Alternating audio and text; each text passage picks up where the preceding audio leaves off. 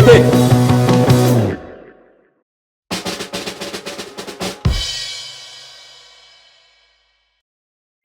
프랑코 자산운용 전략투자부문 오피스본부 오피스팀의 지금 현재 팀장으로 근무하고 있습니다.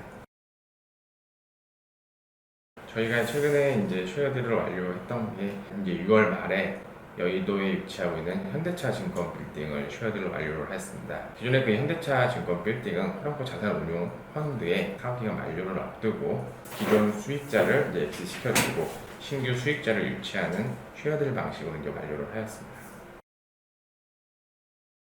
우선 에세트를 대비 쉐어들의 가장 큰 장점이라고 하면은 취득세를 좀 절감할 수 있는 부분이 가장 큽니다.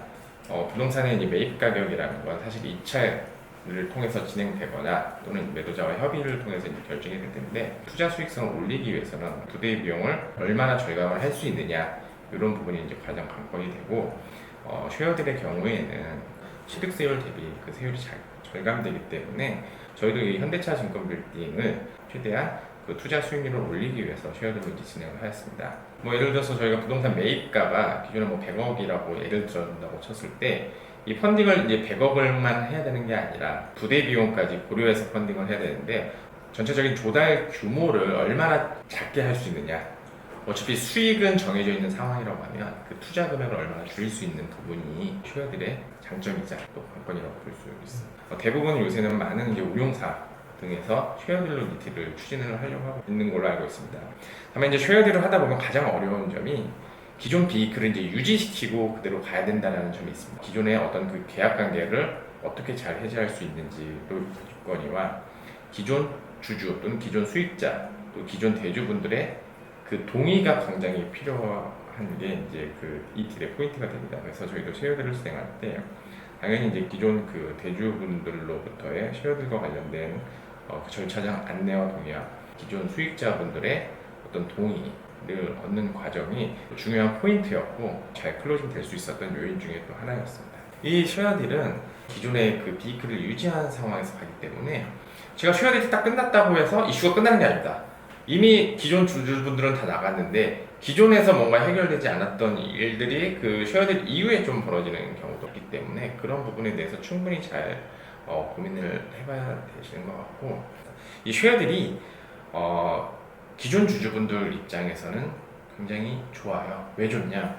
다른 특히 리츠의 경우에는 아무리 자산이 매각됐다 하더라도 매각 대금을 바로 받을 수 있는 게 아니고 또 청산 및 해산 절차를 거치면서 그 시간 뒤에 받을 수 있는 건데 쉐어딜의 경우에는 일상 감자라는 절차를 통해서 매각되는 날, 그러니까 주주가 바뀌는 날 좀 더 시점을 빠르게 교체를 하실 수 있거든요. 그러니까 바로 나가실 수 있으세요. 특히나 어려운 게 시간을 딱 맞춰야 됩니다. 그 날이 정해져 있으면 그날 딱 이루어져야 되는데 에셋딜이야 조금 이제 진행 과정에서 조금 이제 조정을 한다고 하지만 쉐어딜 딱 그 날짜를 정해지면 그 날짜를 딱 해야 되는 건데 그렇게 되면 모든 게 다 완벽하게 우리 흔한 말로 와꾸가 맞아야 되는데 이게 조금 틀어지면 굉장히 난감한 경우가 발생할 수 있고 다음에 또 쉐어딜을 하게 된다고 하면 조금 더 준비하겠다라는 생각을 좀 하게 됐습니다. 최근에 이제 여의도가 굉장히 관심을 받고 있는 게 아시겠지만 이제 CBD 권역에 대한 어떤 공급에 대한 이슈, GBD 권역에 대한 가격의 고점에 대한 이슈. 사실 여의도 권역에 대해서는 GBD 권역과 비교해 봤을 때의 가격적인 메리트가 조금 있는 면이 있어.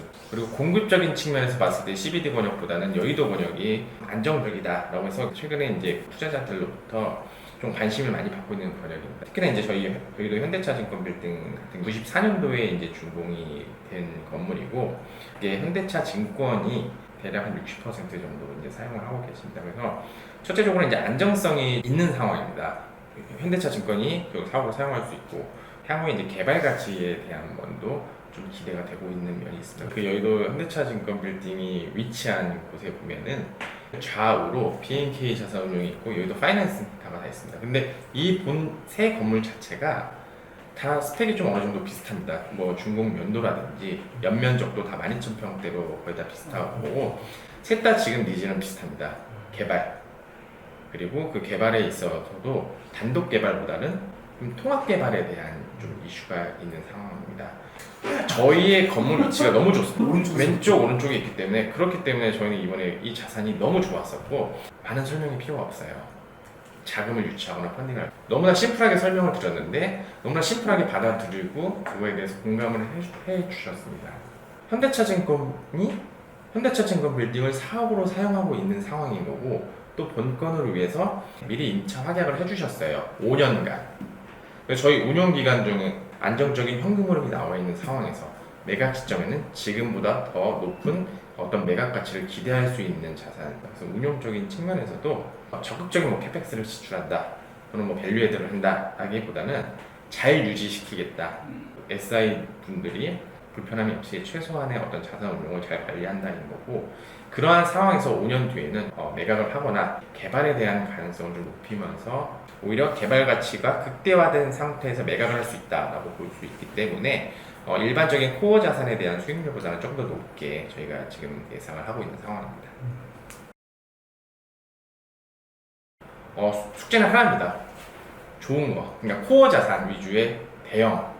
앞으로도 시장의 그 사이클은 있겠지만 그 사이클이 좋든 나쁘든 코어 자산의 특징은 그 시장의 부침을 거치지 않고 결국 시장에서 선택받는다. 과거에는 저희가 지금까지 계속 이제 코나코 자산 신탁 또는 코나코 자산 운용에서 근무를 하게 되면서 저희 팀은 그냥 투자팀, 뭐 투자 운용팀 딱 이렇게 되었습니다.